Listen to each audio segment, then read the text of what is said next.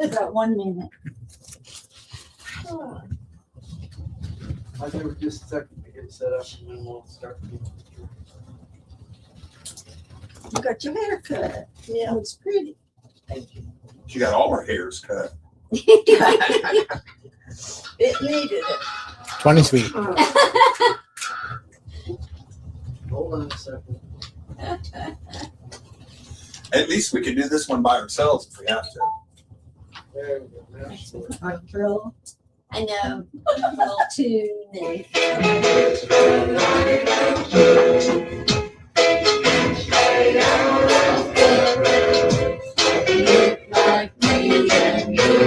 Study in the book. Study in the book. Let's do it up. And Granny. Study in the book. Study in the book. It's the way you look. It's the way you talk. Study in the book.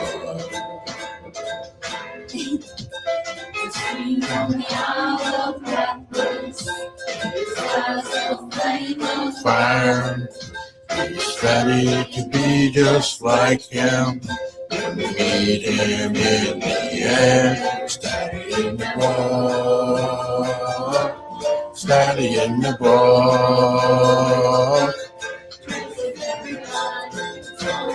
Look at Granny.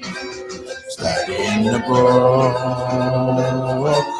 Study in the book. It's the way to look. It's the way you talk. Study in the book. No one is hidden.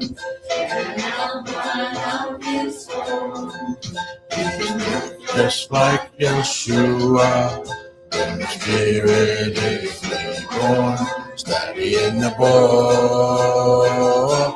Study in the book. For in every nook and cranny. Study in the book. Study in the book. It's the way. Study in the book. That stops 7. 21. What's the name of that one? Let my word go for it. Oh, okay, so not 21. 13. Huh? 21 was it? 13. 13? 13. Yep. I thought you said 21. 13. Okay. We're ready now. All right. Teach me, yeah. Here we are. Perfect.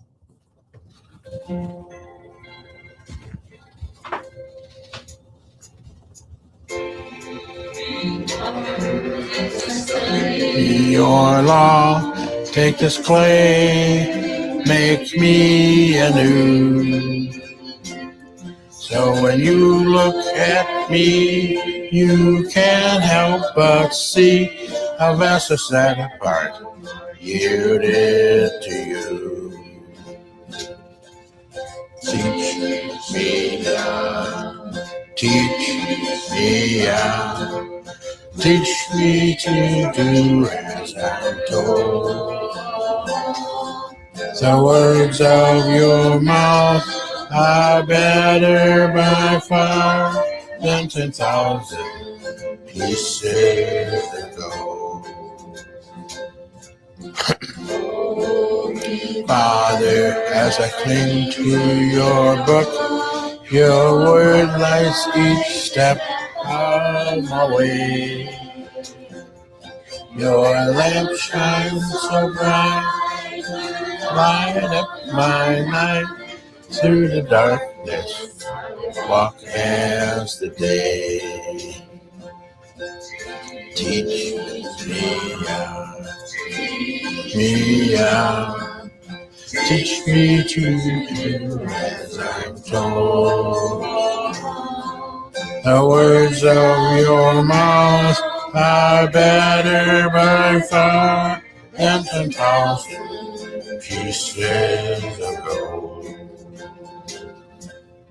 Guide me, Master, with your tender care, so I grow up you brave and strong.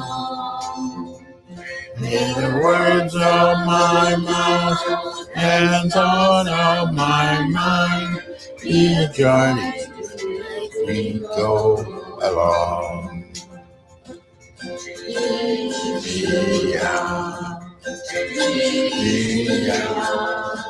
Teach me to do as I'm told. The words of your mouth and to tell he says go. Father Yahweh, thank you for allowing us to gather together on your Sabbath day. Thank you for everything you've done for us throughout the week. Father, we ask that you visit with us, send your spirit of understanding, give us the strength and the eyes to see your ways. Help us to walk in your footsteps. We give thanks and ask all of this in Yeshua's name. Baruch haba b'shem Yahweh. Blessed is he who comes in the name of Yahweh. Yeah, I show up and nobody shows up. And it was a full house last Shabbat. I bet all the body eats. I'm glad you really came. Thank you. I didn't have no excuse. All right. Shabbat Shalom and happy Independence Day. At least what's left of it. It's what I'm saying Yahweh today. is But pleased with our joviality this morning. I hope so. Pretty much standard announcements today. Let's see here. Prayer and praises. We got our board up here.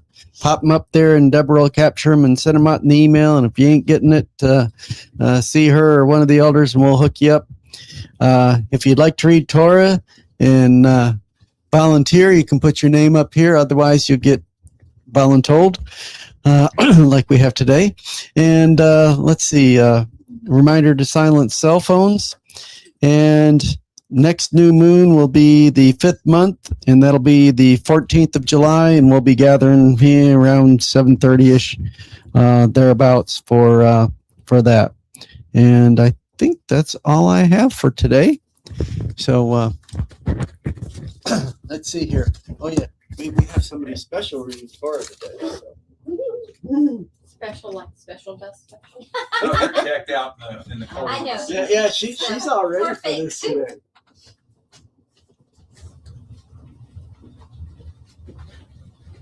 Shabbat Shalom, everybody. Shalom.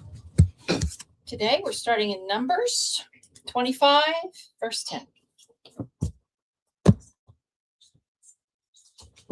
Numbers 25. 25, verse 10.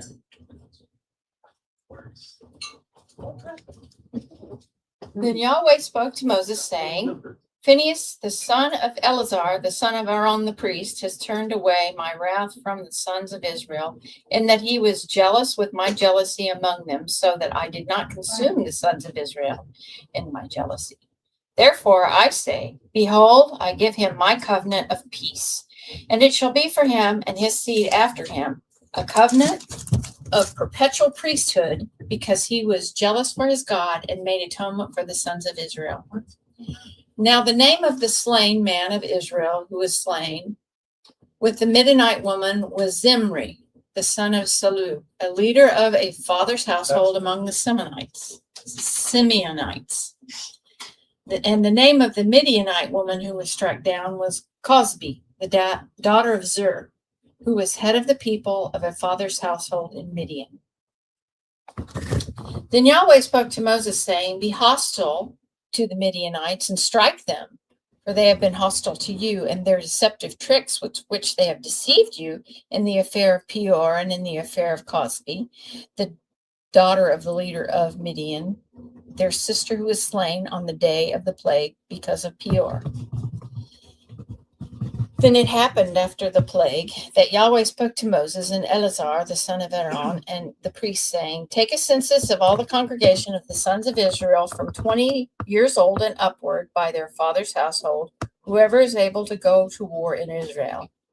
So Moses and Eleazar, the priest, spoke with them in the plains of Moab by the Jordan at Jericho, saying, Take a census of the people from 20 years old and upward, as Yahweh has commanded Moses.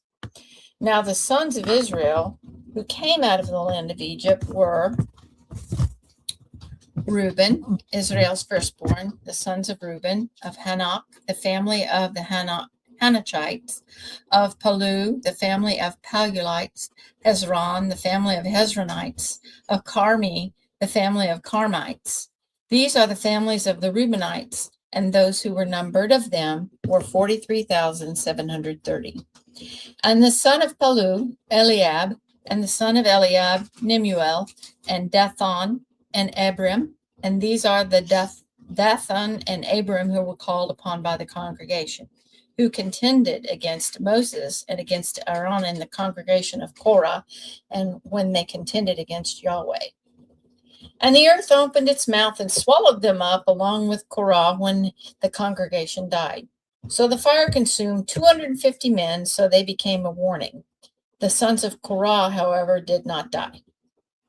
The sons of Simeon, according to their families, of Nemuel, the family of the Nemuelites, of Jamin, the family of the Jaminites, of Jachin, the family of Jachinites, of Zerah, the family of Zerahites, of Shaul, the family of Shaulites. These are the families of the Simonites, 22,200. The sons of Gad, according to their families, of Zephon, the family of Zephonites, of Haggai, the family of Haggites, of Shunai, the family of Shunites, of Ozni, the family of Oznites, of Eri, the family of Erites, of Arod, the family of Arodites, and of Arli, the family of Arlites. These are the families of the sons of Gad, according to those who were numbered of them, 40,500. The sons of Judah were and Onan, but and Onan died in the land of Canaan. And the sons of Judah, according to their families, were of Shelah, the family of Shilonites, of Perez, the family of Perizzites, of Zerah, the family of Zerahites. And the sons of Perez were of Hezron, the family of Hezronites. Of Hamuel, the family of Hamuelites. These are the families of Judah, according to those who were numbered of them, 76,500. The sons of Issachar, according to their families, of Tola, the family of Tolanites, of Puvah, the family of Punites, of Yashuba, the family of Yashubites, of Shimron, the family of Shimronites. These are the families of Issachar, according to those who were numbered of them, 64,300. The sons of Zebulun, according to their families, of Sered, the families of Seredites, of Elon, the family of Elonites, of Jalil, the family of Yalilites. These are the families of the Zebulunites, according to those who were numbered of them, 60,500. And the sons of Joseph, according to their families, Manasseh and Ephraim. The sons of Manasseh, of Machir, the family of Machirites, and Machir became the father of Gilead. Of Gilead, the family of Gileadites. These are the sons of Gilead. Of Ezer, the family of Ezerites. Of Helek, the family of Helekites, of Azriel, the family of Azrielites, of Shechem, the family of Shechemites, of Shemida, the family of Shemidanites, of Hefer, the family of Heferites. Now Zelophehad, the sons of Hefer, had no sons, but only daughters. And the names of the daughters of Zelophehad were Mala, Noh, Holag, Milcah, and Tisra. These are the families of Manasseh, and those who were numbered of them were 52,700.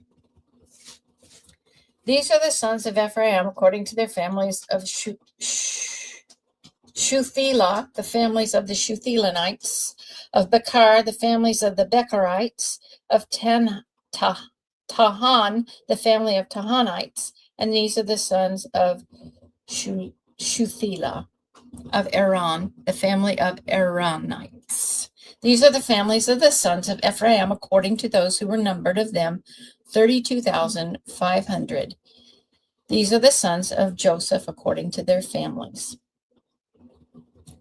The sons of Benjamin according to their families of Bela, the family of Belites, of Ashbel, the family of Ashbelites, of Aram, the family of Aramites, the Shephufam, the family of Shephufamites, of Hupman, the family of Hamites. The sons of Bela were Ard and Nam, and of Ard, the family of Ardites, of Naaman, the family of Naamites. These are the sons of Benjamin according to their families, and those who numbered them were 45,600. These are the sons of Dan according to their families of Shuham, the family of Shuhamites. These are the families of Dan according to their families. All the families of the Shuhamites according to those who were numbered of them were 64,400. The sons of Asher according to their families of Imnah, the family of Imnites, of Ishivi, the family of Ishivites, of Birah, the family of Berites, of the son of Beriah, of Eber, the family of Eberites, of Malchiel, the family of Malchielites, and the name of the daughter of Asher was Sarah. These are the families of the son of Asher, according to those who were numbered of them, 53,400. The sons of Naphtali, according to their families, of Yaziel, the family of the Yazielites, of Guni, the family of Gunites, of Yezer, the family of the Yezerites, of Shilem, the family of the Shilemites. These are the families of Naphtali, according to their families, and according to those who were numbered of them were 45,400. These are those who were numbered of the sons of Israel, 601,730. Then Yahweh spoke to Moses, saying, among these the land shall be divided for an inheritance according to the number of names. To the larger group you shall increase their inheritance, and to the smaller group you shall diminish their inheritance. Each shall be given their inheritance according to those who are numbered of them. But the land shall be divided by lot. They shall receive their inheritance according to the names of the tribes of their fathers. According to the selection by lot, their inheritance shall be divided between the larger and smaller groups. And these are those who were numbered of the Levites according to their families. The Gershon, the family of Gershonites. The Kohath, the family of Kohathites. Of Merari, the family of Merites. These are the families of Levi. The family of Libnites, the family of Hebronites, the family of Mahalites, the family of Mushites, the family of Korahites. Kohath became the father of Amram. And the name of Amram's wife was Jochebed, the daughter of Levi, who was born to Levi in Egypt, and she bore to Amram, Aaron, and Moses, and their sister Miriam. And to Aaron were born Nadab and Abihu, Eleazar and Ithamar. And Nadab and Abihu died when they were offered strange fire before Yahweh. And those who were numbered of them were 23,000. Every male from a month old and upward, for they were not numbered among the sons of Israel, since no inheritance was given to them among the sons of Israel. These are those who were numbered by Moses, and Eleazar the priest, who numbered the sons of Israel in the plains of Moab by the Jordan at Jericho. But among these were not a man of those who were numbered by Moses and Aaron the priest, who numbered the sons of Israel in the wilderness of Sinai. For Yahweh had said of them, they shall surely die in the wilderness, and not a man was left of them except Caleb, the son of Jephunneh, and Joshua, the son of Nun. Then the daughters of Zelophehad, the son of Hepher, and the son of Gilead, the son of Machir, the son of Manasseh, of the families of Manasseh, the son of Joseph, came near, and these are the names of his daughters: Mala, Noah, and Hoglah, and Milcah, and Tisra. And they stood before Moses and before Eleazar the priest and before the leaders of all the congregation at the doorway of the tent of the meeting, saying, Our father died in the wilderness, yet he was not among the congregation of those who gathered themselves together against Yahweh in the congregation of Korah, but he died in his own sin, and he had no sons. Why should the name of our father be withdrawn from among his family because he had no son? Give us possession among our father's brothers. So Moses brought their case near before Yahweh. Then Yahweh spoke to Moses, saying, The daughters of Zelophehad are right in their statements. You shall surely give them a possession for an inheritance among their father's brothers, and you shall have the inheritance of their father passed to them. Further, you shall speak to the sons of Israel, saying that if a man dies and has no son, then you shall have his inheritance passed to his daughter. And if he has no daughter, then you shall give his inheritance to his brothers. And if he has no brothers, then you shall give his inheritance to his father's brothers. And if his father has no brothers, then you shall give his inheritance to his blood relative in his own family, and he shall possess it. And it shall be a statutory judgment to the sons of Israel, just as Yahweh commanded Moses. Then Yahweh said to Moses, Go up to this mountain of Abarim and see the land which I have given to the sons of Israel. So when you have seen it, you too will be gathered to your people, as Aaron your brother was for the wilderness of Zin. During the strife of the congregation, you rebelled against my command to treat me as holy before their eyes at the water. These are the waters of Meribah and Kadesh in the wilderness of Zin. Then Moses spoke to Yahweh, saying, May Yahweh, the God of the spirits of all flesh, appoint a man over the congregation who will go out and come in before them, and who will lead them out and bring them in, so that the congregation of Yahweh will not be like sheep which have no shepherd. So Yahweh said to Moses, Take Joshua, the son of Nun, a man in whom is the Spirit, and lay your hand on him, and have him stand before Eleazar and the priest, and before all the congregation, and commission him in their sight. And you shall put some of your splendor on him, in order that all the congregation of the sons of Israel may obey him. Moreover, he shall stand before Eleazar the priest, who shall inquire for him by the judgment of the Urim before Yahweh. At his command they shall go out, and at his command they shall come in, both he and the sons of Israel with him, even all the congregation. So Moses did just as Yahweh commanded him, and he took Joshua and had him stand before Eleazar the priest and before all the congregation. Then he laid his hands on him and commissioned him, just as Yahweh had spoken by the hand of Moses. Then Yahweh spoke to Moses, saying, Command the sons of Israel and say to them, You shall be careful to bring near my offering my food, for my offering by fire of a soothing aroma to me at their appointed time. And you shall say to them, This is the offering by fire which you shall bring near to Yahweh, 2 male lambs 1 year old without blemish, as a continual burnt offering every day. You shall offer the lamb in the morning, and the other lamb you shall offer at twilight. Also 1/10 of an ephah of fine flour for a grain offering, mixed with 1/4 of a hin of beaten oil.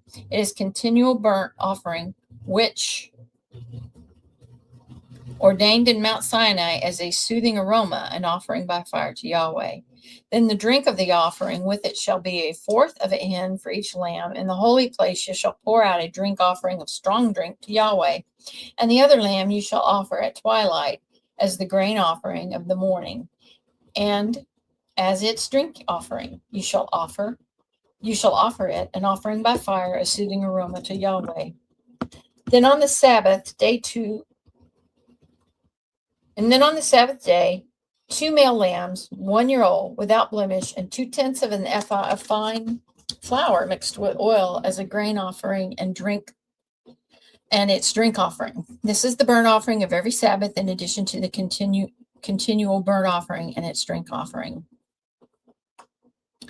Then at the beginning of each of your months you shall bring near a burnt offering to Yahweh 2 bulls from the herd and 1 ram, 7 male lambs, 1 year old, without blemish, and 3/10 of an ephah of fine flour mixed with oil for a grain offering for each bull, and 2/10 of fine flour mixed with oil for a grain offering for the 1 ram, and 1/10 of an ephah of fine flour mixed with oil for a grain offering for each lamb, for a burnt offering of soothing aroma, an offering of fire by fire to Yahweh. And their drink offerings shall be half a hin of wine for a bull, and a third of hin for the ram, and a fourth of hin for a lamb. This is the burnt offering of each month throughout the months of the year. And 1 male goat for a sin offering to Yahweh. It shall be offered with its drink offering in addition to the continual burnt offering. Then on the 14th day of the first month shall be the Passover of Yahweh, and on the 15th day of this month shall be a feast. Unleavened bread shall be eaten for 7 days. On the first day you shall be a holy convocation. You shall do no laborious work, and you shall bring near an offering by a fire, a burnt offering to Yahweh, 2 bulls from the herd, 1 ram, and 7 males, 1 year old. They shall be for you without blemish.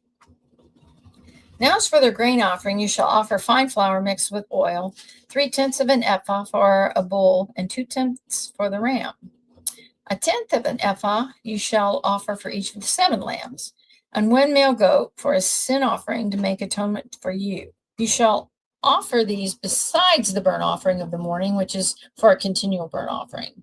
At this manner you shall offer daily for 7 days the food of the offering by fire of a soothing aroma to Yahweh. It shall be offered with its drink offering in addition to the continual burnt offering. Now on the 7th day you shall have a holy convocation, and you shall do no laborious work. Also, on the day of the first fruits, when you bring near a new grain offering to Yahweh in your feast of weeks, you shall have a holy convocation, and you shall do no laborious work. And you shall bring near a burnt offering for a soothing aroma to Yahweh 2 bulls from the herd, 1 ram, 7 male lambs, 1 year old, and their grain offering, fine flour mixed with oil, 3/10 of an ephah for each bull, 2/10 for the 1 ram, 1/10 for each of the 7 lambs, also 1 male goat to make atonement for you, besides the continual burnt offering of and its grain offering. You shall offer them with their drink offerings, and they shall be without blemish. Now in the 7th month, on the 7th day of the month, you shall also have a holy convocation. You shall do no laborious work. It will be to you a day for blowing trumpets. And you shall offer a burnt offering as a soothing aroma to Yahweh. 1 bull from the herd, 1 ram, and 7 male lambs, 1 year old, without blemish. Also their grain offering, fine flour mixed with oil, 3/10 of an ephah for the bull, 2/10 for the ram, and 1/10 for each of the 7 lambs. And offer 1 male goat for a sin offering to make atonement for you, besides the burnt offering of the new moon and its grain offering, the continual burnt offering and its grain offering, and their drink offerings according to their legal judgment for a soothing aroma, an offering by fire to Yahweh. Then on the 10th day of the 7th month, you shall have a holy convocation. You shall humble yourself. You shall not do any work, and you shall bring near a burnt offering to Yahweh as a soothing aroma. 1 bull from the herd, 1 ram, 7 male lambs, 1 year old, having them without blemish. And their grain offering, fine flour mixed with oil, 3/10 of an ephah for the bulls, and 2/10 for the 1 ram. 1/10 for each of the 7 lambs, 1 male goat for a sin offering, besides the sin offering of atonement, and the continual burnt offering and its grain offerings and their drink offerings. Then on the 15th day of the 7th month, you shall have a holy convocation. You shall do no laborious work. You shall celebrate a feast to Yahweh for 7 days. And you shall bring near a burnt offering and an offering by fire as a soothing aroma to Yahweh, 13 bulls from the herd, 2 rams, 14 male lambs, 1 year old, which are without blemish, and their grain offerings, fine flour mixed with oil, 3/10 of an ephah for each of the 13 bulls, 2/10 for each of the 2 rams, and 1/10 for each of the 14 lambs, and 1 male goat for a sin offering. Besides the continual burnt offering, its grain offering, and its drink offering. Then on the 2nd day, 12 bulls from the herd, 2 rams, 14 male lambs, 1 year old without blemish, and their grain offering and their drink offerings for the bulls, for the rams, and for the lambs, by their number according to the legal judgment. And 1 male goat for a sin offering, besides the continual burnt offering and its grain offering and their drink offerings. Then on the 3rd day, 11 bulls, 2 rams, 14 male lambs, 1 year old without blemish, and their grain offerings and their drink offerings for the bulls, for the rams, and for the lambs by their number according to the legal judgment, and 1 male goat for a sin offering besides the continual burnt offerings and its grain offering and its drink offering.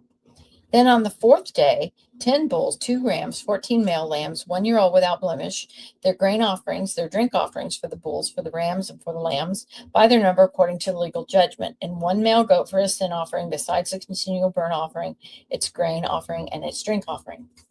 Then on the 5th day, 9 bulls, 2 rams, 14 male lambs, 1 year old without blemish, and their grain offering and their drink offerings for the bulls, for the rams, for the lambs, by their number according to the legal judgment, and 1 male goat for a sin offering, besides the continual burnt offering and its grain offering and its drink offering.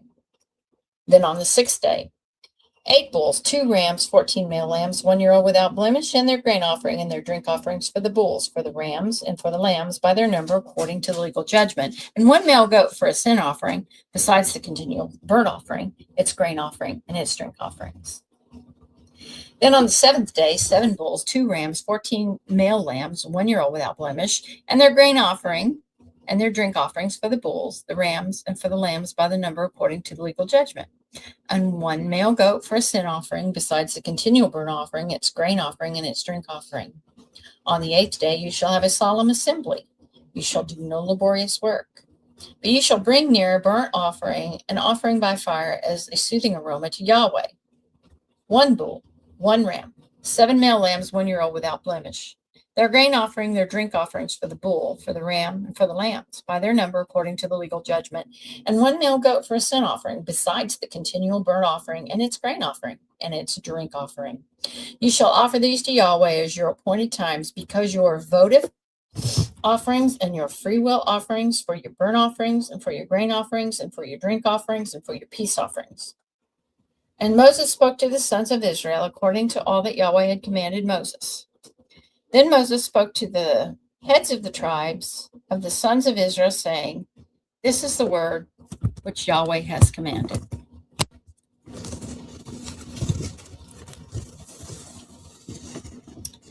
Now we're in 1 Kings 18, starting with verse 46.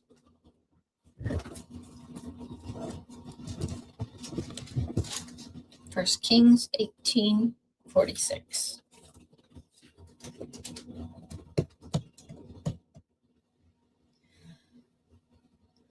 But the hand of Yahweh was on Elijah, and he girded up his loins and outran Ahab unto where you enter Jezreel. Now Ahab told Jezebel all that Elijah had done and how he had killed all the prophets with the sword. Then Jezebel sent a message to Elijah saying, "So may the God do to me, and even more, if I do not make your life as the life of one of them by about this time tomorrow." And he was afraid and arose and ran for his life and came to Beersheba, which belongs to Judah, and left his young man there. But he himself went a day's journey into the wilderness and came and sat down under a broom tree, and he asked for himself that he might die. And he said, "It is enough now, O Yahweh, take my life, for I am not better than my fathers." Then he lay down and he slept under a broom tree, and behold, there was an angel touching him, and he said to him, "Arise, eat." Then he looked, and behold, there was at his head a bread cake baked on hot stones and a jar of water. So he ate and drank and lay down again. And the angel of Yahweh came again a second time and touched him and said, Arise, eat, because the journey is too great for you. So he rose and ate and drank and went in the strength of that food 40 days and 40 nights to Oreb, the mountain of God. Then he came to a cave, and he lodged there, and behold, the word of Yahweh came to him, and he said to him, What are you doing here, Elijah? And he said, I've been very zealous for Yahweh, the God of hosts, the Son of Israel, have forsaken your covenant, pulled down your altars, killed your prophets with the sword, and I alone am left, and they seek my life to take it away. So he said, Go forth and stand on the mountain before Yahweh. And behold, Yahweh was passing by. And a great and strong wind was tearing up the mountain and breaking in pieces the rocks before Yahweh, but Yahweh was not in the wind. And after the wind, an earthquake, but Yahweh was not in the earthquake. Then after the earthquake, a fire, but Yahweh was not in the fire. And after the fire, a sound of a thin, gentle whisper.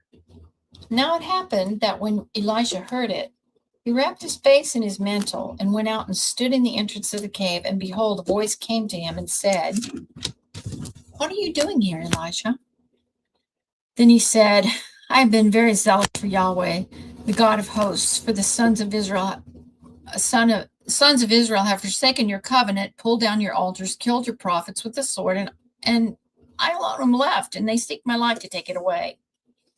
And Yahweh said to him, Go, return on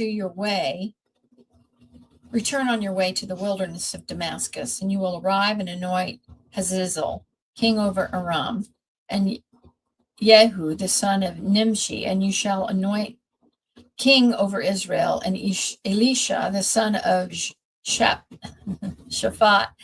and Abel Moholah, you shall anoint as prophet in your place. And it will be that the one who escapes from the sword of Hazael shall put sword of,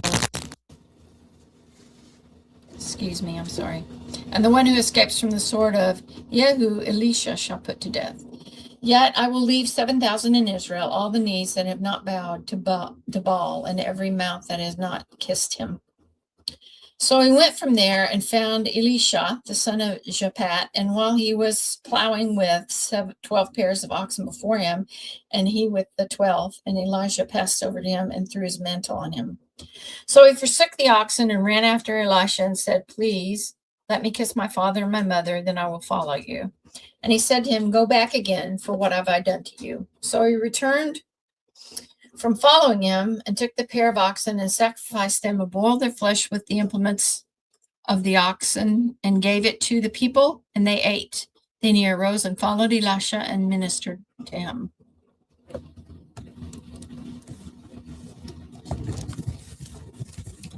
And now we are moving on to Romans 11, starting in verse 2.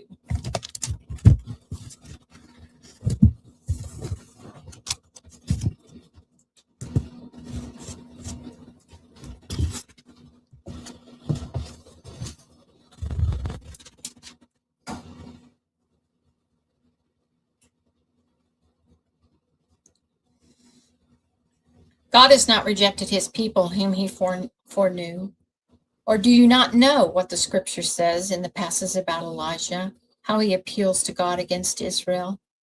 Lord, they have killed your prophets, they have torn down your altars, and I alone am left, and they are seeking my life. But what does the divine response say to him? I have left for myself 7,000 men who have not bowed the knee to Baal. In this way, then, at the present time, a remnant according to God's gracious choice has also come to be. And if it is by grace, it is no longer of works. Otherwise, grace is no longer grace. What then? What Israel is seeking, it has not obtained, but the chosen obtained it, and the rest were hardened, just as it is written. God gave them a spirit of stupor, eyes to see not, and ears to hear not, down to this very day. And David says, let their table become a snare and a trap, and a stumbling block, a retribution to them. Let their eyes be darkened to see not, and bend their backs forever.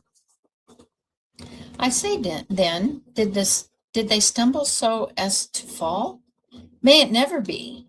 But by their transgressions, salvation has come to the Gentiles to make them jealous. Now, if the transgression is rich for the world, and their failure is riches for the Gentiles, how much more will their fullness be? But I am speaking to you who are Gentiles, inasmuch then, as I am apostle to Gentiles, I magnify my ministry. If somehow I might move to jealousy my fellow countrymen and save some of them. For if their rejection is the reconciliation of the world, what will their acceptance be but life from the dead? And if the first piece of dough is holy, the lump is also. And if the root is holy, the branches are also. But if some of the branches were broken off, and you, being a wild olive, were grafted in among them and became a partaker of them, of the rich root of the olive tree, do not boast against the branches. But if you do boast against them, remember that it is not you who supports the root, but the root supports you. You will say then, branches were broken off so that I might be grafted in. Quite right.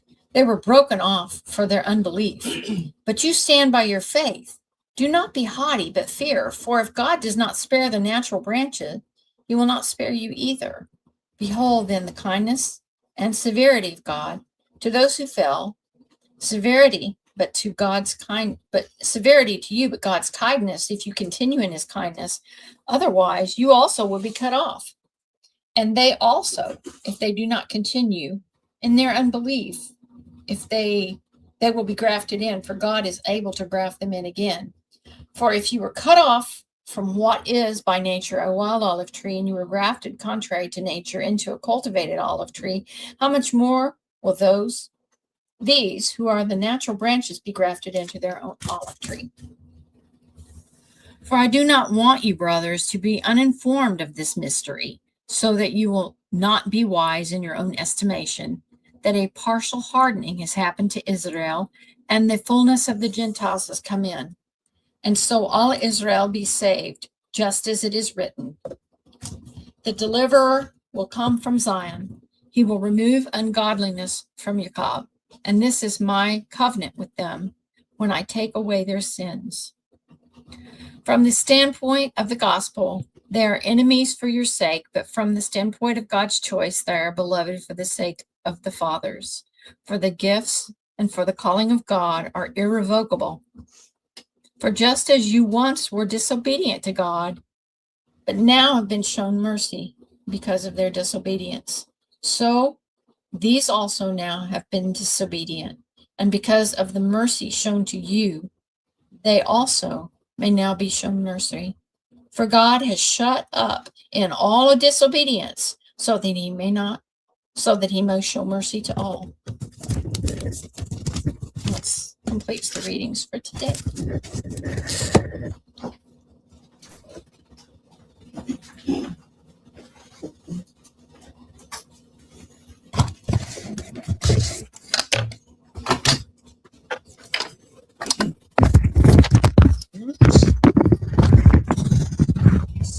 Shabbat Shalom, brothers and sisters.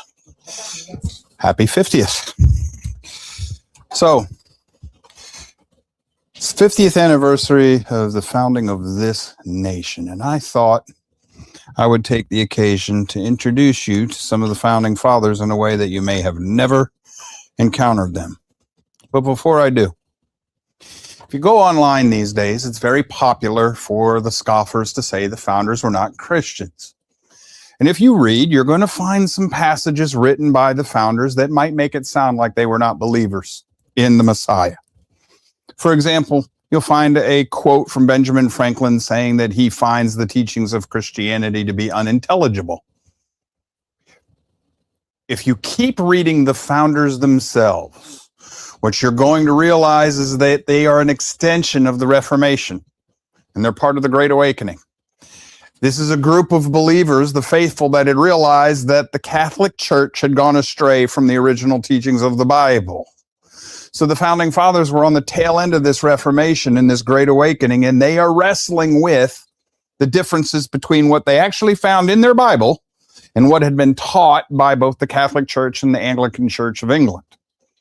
So a lot of times when you read them, they're wrestling with whether or not they believe in the deity of the Messiah and whether or not they actually believe in the Trinity. And they're trying to work these things out amongst themselves and personally. They're working out their own salvation. And a lot of what we will see is a backlash against the apostasy that had grown within the Catholic Church.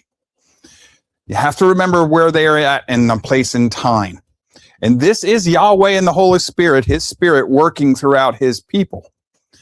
So if we take what we've been told by our historians and our teachers as gospel, none of the founding fathers were Christians. They're all just a bunch of deists. Well, I want you to hear what some of these men actually wrote with their own pen, especially later in life.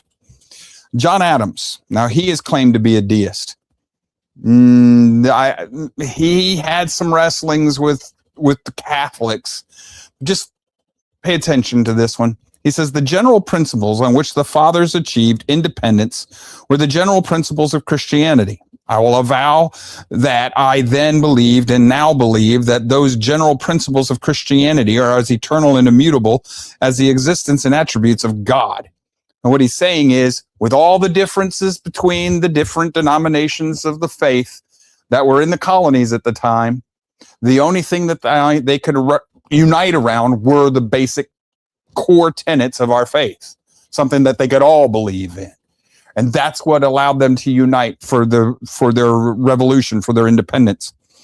He also tells us that we have no government armed with the power capable of contending with human passions unbridled by morality and religion. Avarice, ambition, revenge, or gallantry would break the strongest cord of our Constitution as a whale goes through a net. Our Constitution was made only for a moral and religious people. It is wholly inadequate to the government of any other. This comes from an address to the Military Institute on October 11th, 1798. He also says that the idea of infidelity, and by that he means atheism, cannot be treated with too much resentment or too much horror. The man who can think of it with patience is a traitor in his heart and ought to be execrated as one who adds the deepest hypocrisies to the blackest treason. What Adams is saying is, if you are not a believer, you should be excommunicated from society. Yep. And finally, he says, suppose, and this is a letter to Thomas Jefferson, suppose a nation in some distant region should take the Bible for their only law book, and every member should regulate his conduct by the precepts there exhibited. Every member would be obliged in conscience to temperance, frugality, and industry, to justice, kindness, and charity towards his fellow men, and to piety, love, and reverence toward Almighty God. What a utopia, what a paradise would this region be. Does this sound like somebody who does not believe in the Bible? And yet we're told that this man, John Adams, called the Atlas of the Revolution, didn't believe in God or the Bible. Okay. His son, John Quincy Adams, the highest glory of the American Revolution was this: it connected in one indissoluble bond the principles of civil government with the principles of Christianity. The United States of America were no longer colonies. They were an independent nation of Christians. July 4th, 1821. John Quincy Adams also, July 4th, 1837. The Declaration of Independence first organized the social compact on the foundations of the Redeemer's mission, the gospel, upon earth, and laid the cornerstone of human government upon the precepts of Christianity. That's John Adams. He is the longest serving member of the founding generation. Anybody have any idea how old he was when he started his service to this country? Keep going down. 9.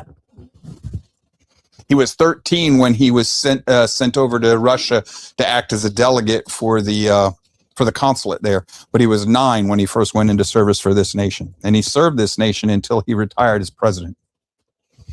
Samuel Adams. On 1st of August, 1776, shortly after the signing of the Declaration of Independence, he says, "This day I trust the reign of political Protestantism will commence. We have explored the temple of royalty and found that the idol we have bowed down to has eyes which see not, ears that hear not, or prayers, and our heart like another millstone. So, in other words, man has his own God, and his kings don't hear our prayers, don't have a heart for us, weigh us down like a millstone. He says, we have this day restored the sovereign, to whom alone men ought to be obedient. He reigns in heaven, and with a propitious eye beholds his subjects, assuming that freedom of thought and dignity of self-direction which he bestowed on them. From the rising to the setting sun, may his kingdom come. He was saying that this country was political Protestantism according to the precepts of the Messiah. He also says, if men of wisdom and knowledge, of moderation and temperance and patience, fortitude and perseverance, of sobriety and true republican simplicity of manners, of zeal for the honor of the supreme being and the welfare of the commonwealth, if men possessed of these other excellent qualities are chosen to fill the seats of government, we may expect that our affairs will rest on a solid and permanent foundation. So if you are of the Christian morality, we will remain free. This was November 27th, 1780. And by the way, that was one sentence, brothers and sisters. And finally, Samuel Adams says, let each citizen remember at the moment he is offering his vote that he is not making a present or a compliment to please an individual, or at least that he ought not do so, but that he is executing one of the most solemn trusts in human society for which he is accountable to God and his country. Does it sound like he's telling Christians that they are excused from political process? No, he says your vote in this nation, the nation set up to be ruled by the governance of the Messiah, he says that you are supposed to vote, and you're supposed to vote for people of Christian character, not for man or for man's reasoning. Elias Boudouet, he served as president of Congress, signed the Peace Treaty of Paris to end the War of Independence, framer of the Bill of Rights, and he responded to Thomas Paine's The Age of Reason with his book, his pamphlet, The Age of Revelation. He says, without morals, a republic cannot subsist any length of time. They, therefore, who are decrying the Christian religion, whose morality is so sublime and pure, which ensures to the good eternal happiness in undermining the solid foundation of morals, the best security for the duration of free governments. So he's saying that if you undermine Christianity, you will not remain free. He also said, if the moral character of our people degenerates, their political character must follow. These considerations should lead to an attentive solicitude to be religiously careful in our choice of all public officers and judge the tree by its fruits. If I were to take his advice, I don't think I can find a man or a woman in our public service today that I could vote for. But he's also telling you, you have a duty to do this, a Christian duty to do this. So you can't find that in the Bible? You haven't read Exodus and Numbers and Leviticus close enough. Charles Carroll, signer of the Declaration, member of the Continental Congress, he says, without morals, a republic cannot subsist any length of time. They, therefore, who are decrying the Christian religion, whose morality is so sublime and pure, which ensures to the good eternal happiness, are undermining the solid foundation of morals, the best security for the duration of free governments. Sounds a lot like the guy we just read, right? Two of them. They're saying the same thing, that our faith, which is an individual thing, brothers and sisters, our faith is the only bedrock upon which we can rest our liberty. And if you are of Ephraim, you should have the blood of freedom in your soul. If you are of Ephraim, Ephraim has a problem with being bound and made subservient. Benjamin Franklin, the deist, in a speech to the Constitutional Convention, 28 June 1787, it was about to fall apart. Now, this is the man that supposedly doesn't read his Bible and doesn't have anything to do with Christianity, according to our history teachers. I want you to listen to this and tell me if you think this man's never read the Bible or listened to preaching. He says, I've lived, sir. He's talking to James Madison, a long time. And the longer I've lived, the more convincing proofs I see of this truth, that God governs in the affairs of man.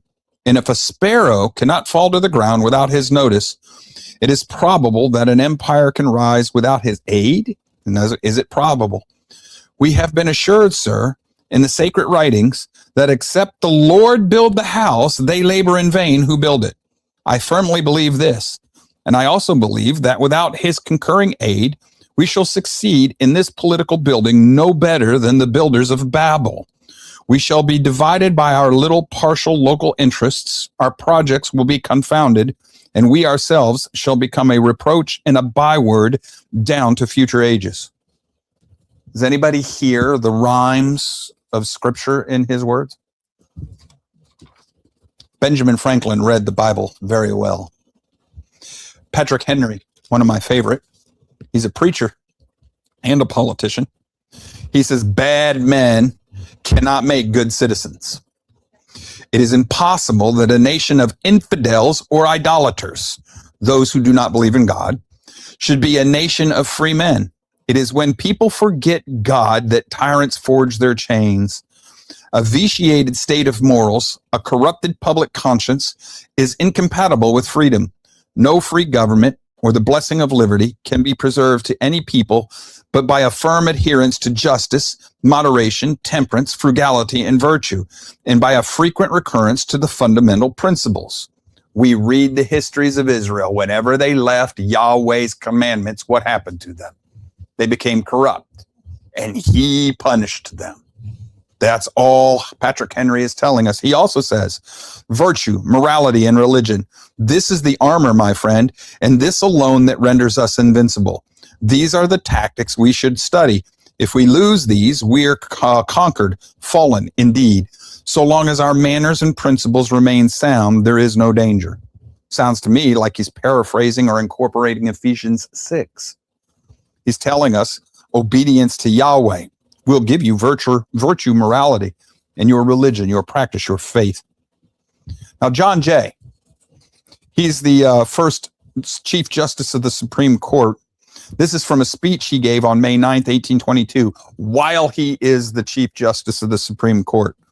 No human society has ever been able to maintain both order and freedom, both cohesiveness and liberty, apart from the moral precepts of the Christian religion. Should our republic ever forget this fundamental precept of government, this great experiment will then surely be doomed. You want to stay free? You better do something about Islam, and you better do something about the secular humanists. And I don't mean sit around and just pray. I mean get out and vote accordingly and get active and run for office and oppose these people. You cancel them in society. You have to fight back. You are supposed to make disciples as you go, as you live out your faith. Now, from a gentleman, I'm not going to tell you his name just yet, but this is one of the most maligned founding fathers. He says, the doctrines of Jesus are simple and tend all to the happiness of man. One, that there is only one God and he all perfect. So one perfect God. Two, that there is a future state of rewards and punishment. Three, that to love God with all thy heart and all thy neighbor and their neighbor as thyself is the sum of religion. Had the doctrines of Jesus been preached always as pure as they came from his lips, the whole civilized world would now have been Christian. This same man says, I am a real Christian.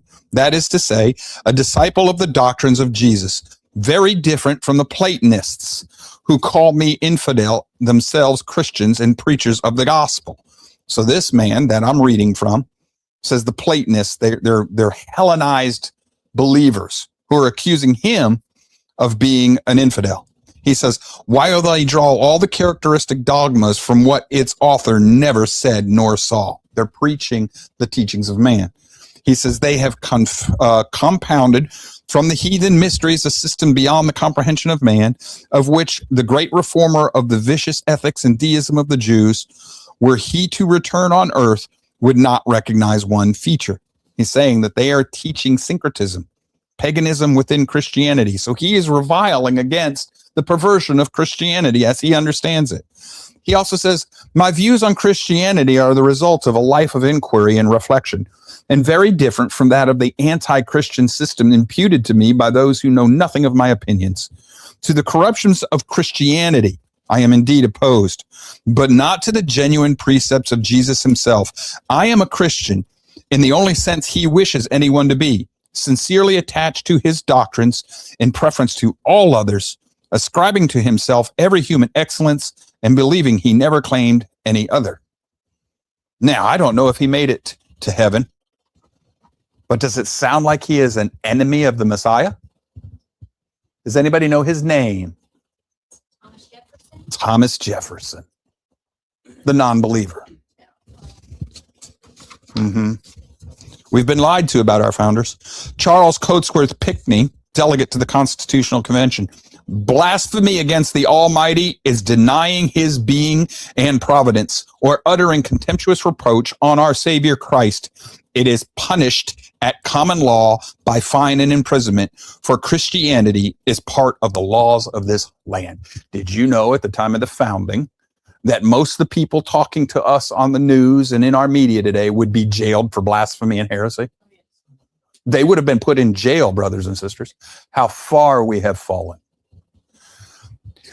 George Washington, do not let anyone claim the tribute of American patriotism if they ever attempt to remove religion from politics. And they did not mean any religion. We covered this on, when did we do that? Was it Friday? Yeah. On our special show. My days are running together, brothers and sisters. But we covered the oath of office. An oath is a pledge to Christ and then his Father, to the Father and Son, oath of allegiance. That was the legal definition in the time. We've changed it without amending the Constitution. Now, I've got these last two. They're rather lengthy, but these two men are very important. They're founding fathers, but you probably don't even, you know their name. Well, one of them that you do, but you probably don't know who they are and how important they were to this country. This first one's Daniel Webster. He's an early American jurist, and he was a senator early on in the founding age. And he's known as the great defender of the Constitution. I believe that's him. He says, if we in our posterity reject religious instruction and authority, violate the rules of eternal justice, trifle with the injunctions of morality, and recklessly destroy the political constitution which holds us together, no man can tell how sudden a catastrophe may overwhelm us that shall bury all our glory in profound obscurity. So he's saying our destruction can come quickly.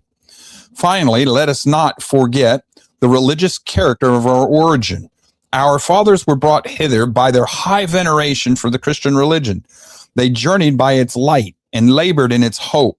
They sought to incorporate its principles with the elements of their society and to diffuse its influence throughout all their institutions, civil, political, and literary.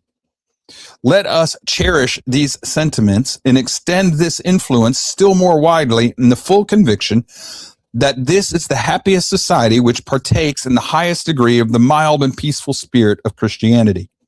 Our ancestors established their system of government on morality and religious sentiment, moral habits they believed cannot safely be trusted on any other foundation than religious principles. Not any government secured which is not supported by moral habits. Whatever makes men good Christians makes them good citizens. And he said, if we abide by the principles taught in the Bible, our country will go on prospering. I thought we weren't a Christian nation, folks. Now, y'all know Noah Webster. Webster's Dictionary? All right, I got a few from him that y'all need to read. He's founding father. He's a scholar, author of our first dictionary. He was also very instrumental in instituting public education system in the time of our founding. He says, when you become entitled to exercise the right of voting for public officers, let it be impressed on your mind that God commands you to choose for rulers just men who will rule in the fear of God. Where does he get that? Hey, Moses, go choose elders from amongst the people who fear Yahweh. Y'all remember that in the Exodus story? That's where he gets that. He says the preservation of our government depends on the faithful discharge of this duty, of our vote. If the citizens neglect their duty and place unprincipled men in office, the government will soon be corrupted. Laws will be made not for the public good so much as for the selfish or local purposes. Corrupt or incompetent men will be appointed to execute the laws. The public revenues will be squandered on unworthy men, and the rights of the citizen will be violated or disregarded. If our government fails to secure public prosperity and happiness, it must be because the citizens neglected the divine commands and elected bad men to make and administer the laws. He's saying that the situation we're in right now is our fault. Why? Because we've wandered from Yahweh's commands. The moral principles and precepts contained in the scripture ought to form the basis of all our civil constitutions and laws. All the miseries and evil men suffer from vice, crime, ambition, injustice, oppression, slavery, and war proceed from their despising or neglecting the precepts contained in the Bible. If you are not a believer in the Bible, you will be a rebel. Finally, he says the Christian religion in its purity is the basis, or rather the source, of all genuine freedom in government. And I am persuaded that no civil government of a republic form can exist and be durable in which the principles of that religion have not controlling influence. So as soon as we kick Christianity out of the public circle, we're doomed. He continues, the most perfect maxims and examples for regulating your social conduct and domestic economy, as well as the best rules of morality and religion, are to be found in the Bible. He just said your public and private life should be governed by the Bible. All the vice, crime, ambition, injustice, oppression, and slavery and war proceed from their despising or neglecting the precepts contained in their Bible. And finally, from Webster, the religion which has induced civil liberty is the religion of Christ and his apostles, which enjoins humility, piety, and benevolence, which acknowledges in every person a brother or a sister and a citizen with equal rights. This is genuine Christianity, and this we owe our free constitutions of government to that. James Wilson, signer of the Constitution and a Supreme Court justice. Human law must rest its authority ultimately upon the authority of the law which is divine. Far from being rivals or enemies, religion and law are twin sisters, friends, and mutual assistants. Indeed, these two sciences run into each other, and he is a Christian. He means the Bible should govern our laws. Got one left. John Witherspoon, signer of the Declaration of Independence. He's a member of the Continental Congress, president of Princeton College, and he's a pastor. There is not a single instance in history in which civil liberty was lost and religious liberty preserved in its entirety. So in other words, if you lose your civil liberty, we will lose our liberty to practice our faith. He says, if therefore we yield up our temporal property, we are at the same time delivering the conscience into bondage. He's essentially telling us, brothers and sisters, if we will not vote and stay diligent and active in our societies, local, state, federal, that we're giving up our faith in the Messiah. We're giving up our freedom in the gospel. He's saying you're surrendering your spiritual liberty because you won't attend to your physical liberties. He also says, shun as a contagious pestilence those especially whom you perceive to be infected with the principles of infidelity. It's a contagious infection with the principles of atheism. That's what they meant by infidelity. They are enemies to the power of religion. Whoever is an avowed enemy of God, I scruple not to call him an enemy to his country. The founding fathers would call most of the people running for office today traitors, treasonous. He also said to promote true religion is the best and most effectual way of making a virtuous and regular people. Love to God and love to man is the substance of religion. When these prevail, civil laws will have little to do. The magistrate or ruling part of our society ought to encourage piety and make it an object of public esteem. Those who are vested with civil authority ought to promote religion and good morals among all their government. And they used to call for fasts all the time in days of prayer. We no longer do that. He says he is the best friend of American liberty, who is most sincere and active in promoting true and undefiled religion, and who sets himself with the greatest firmness to bear down on profanity and immorality of every kind. God grant that in America true religion and civil liberty may be inseparable, and that the unjust attempts to destroy the one may in the issue tend to support an establishment of both. What he's telling us is he's praying that we, the American people who inherited what they fought, bled, and died to give us, would never allow atheists, pagans, Mahatmans, as they would have called them, to take over our nation from us. And the only way that the founders said we would avoid that is if we stayed true to the teachings of the Bible. Now, if you dig into their writings, you will find that they all argued back and forth with each other as to what the Bible meant about something, this or that, how to best understand it. But they all worshiped the Elohim of Abraham, Isaac, and Jacob, Yahweh. And they all recognized the Messiah. Now, they had some questions about him, but did not the Messiah say any sin against the Son can be forgiven? They did not sin against the Father. They knew who he was. They didn't turn on him. None of them that I'm aware of. I've encountered 2 out of 257 so-called founding fathers who might have been deist. And that's because we don't have anything written from them. Of the others, I haven't encountered one of them that said anything that would be hostile to Christianity. I also know, they were Masons, right? Did y'all know that the founding generation kicked Masonry out of the United States? Well, if they were Masons, they were bad Masons. It wasn't until they died off that Masonry came back to this country in 1823. I think the only 2 still left alive at that time were Thomas Jefferson and John Adams and John Quincy Adams. But everybody else was dead from the founding generation. So this Masonry thing, set that aside. And this idea that, they were all slave owners and racists, you need to look into that. Thomas Jefferson tried to end slavery with the original draft of the Declaration of Independence. And he was very upset that they took it out. And the only reason they did was for political expediency. But that's why they put the 3/5 clause in there, because they knew that it would force the South to eventually give up slavery, or the North would be able to outvote them and everything. They knew what they were doing. If you dig in farther enough, you're also going to find none other than Benjamin Franklin in a letter to the wife of a friend telling her that we're New Israel.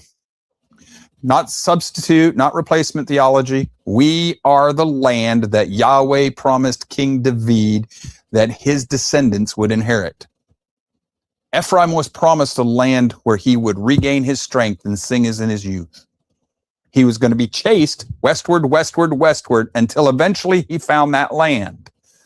That's the land that David was promised his descendants would have, and his descendants would rule over that land, Israel. As Brother Kenyon has told us always, we are the descendants of the house of Israel. This is the seat of Ephraim today in this nation. If you trace it prophetically, you can find it. It's in the Bible. It was foretold.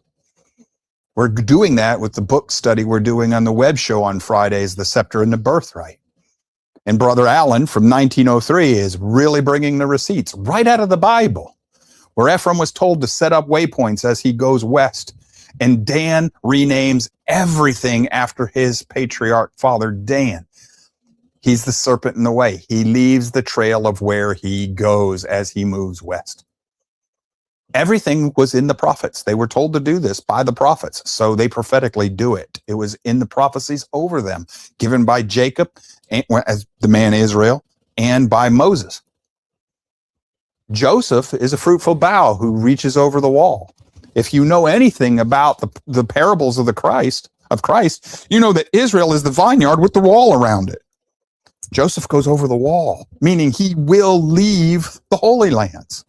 Well, who is Joseph led by? Ephraim. And who does Ephraim lead? The northern kingdom. And that's exactly what he's done. It's in their prophecy. Why does it matter? Well, might not matter to you, but the founding fathers knew this. And if you read their letters to each other, you'll realize real quick, they knew exactly what Brother Kenyon knew. They recognized that they were the beginnings of the fulfillment of the prophecies, that the last generations would finally wake up and realize, hey, we are the sons and daughters of the living Elohim. We are the house of Israel. And now the remnant is doing exactly what it did back before Yahweh sent them into exile. We have even repeated the mistake of Isaiah 9, Isaiah 9, the attack on 9/11, the harbinger, as Jonathan Kahn calls it. The same warning came to the same people. History's repeating. The prophecy is repeating itself. And we learn not, because we will not get in our Bibles, study for ourselves, and bend our knee to the Father's will, the Son's teachings and example, and obey.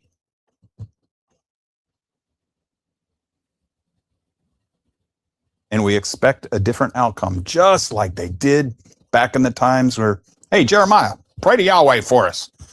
Maybe he'll let us be free. Jeremiah prays. Yahweh says, you people are going into exile. No, off with Jeremiah's head. He lies. What happened to him? Off into exile. So then the remnant that was left in the other nations, they come back and they ask Jeremiah to do the same thing. Pray to Yahweh. What do we do? Yahweh says, stay put under the leadership of Koresh, or whatever the heck his name was, Nebuchadnezzar's vassal king. They said, no, we're going to go to Egypt. Jeremiah's wrong. I mean, he's been right for 20, 30 years. What do? They go to Egypt. What happens? They all die off, just like Yahweh told them they would. How is it we cannot, even believers today, we cannot read our scriptures and understand that he's true to his word? How is it we don't do that? In our own personal lives, in our lives as a congregation, in our lives as extended families, communities. How is it we don't see this? Yeah, but we know better. And we should be seeking unity. Isn't that what the Messiah told us? Unity. Putting aside our petty grievances. But today, 2 days after the signing of the declaration, it was actually on July 2nd. We had to wait for the two late malcontents to show up and sign it before they declared the 4th. John Adams thought the 2nd would be the day that we celebrated with fireworks. But on the 250th anniversary of the signing of the Declaration of Independence, which, by the way, appealed to Yahweh for judgment in their cause. It was a legal document. In their time, it was a legal document. It's set and written in an international sense. It was. They were the culmination of a long march from history that started in the desert of Sinai with Moses and the Israelites. It culminated here in this country. We were given one of the greatest gifts that's ever been given to humanity. You have an opportunity to rule yourself. We couldn't do it under Adam. We couldn't do it in the days up to Noah. We couldn't do it under the patriarchs. We couldn't do it under Moses. And now I guess we can't do it under the new covenant either. When will we learn that the only hope we have is in the Father and Son, and to just find our hope and our freedom in them? How long will we kick against the boards, brothers and sisters? Yahweh bless.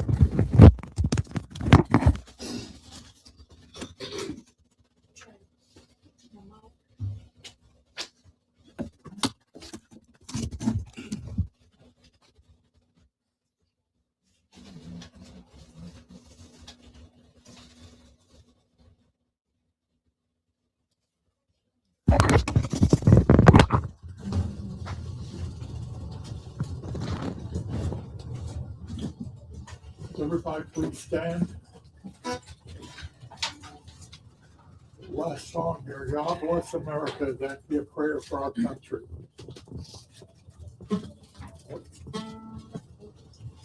When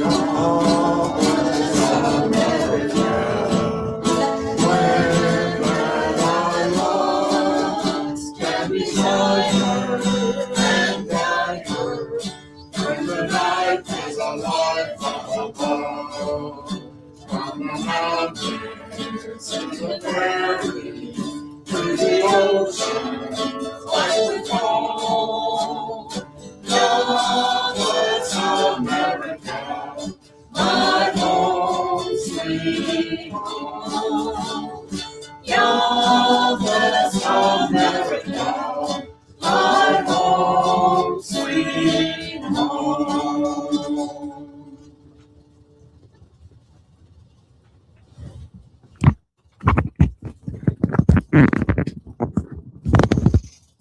Father, we thank you, praise you, and we bless you for where you've put us.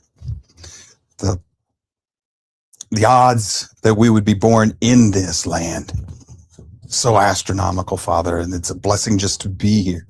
It's a blessing to be allowed to gather together, to congregate, to praise you and your Son, to worship, to study your word.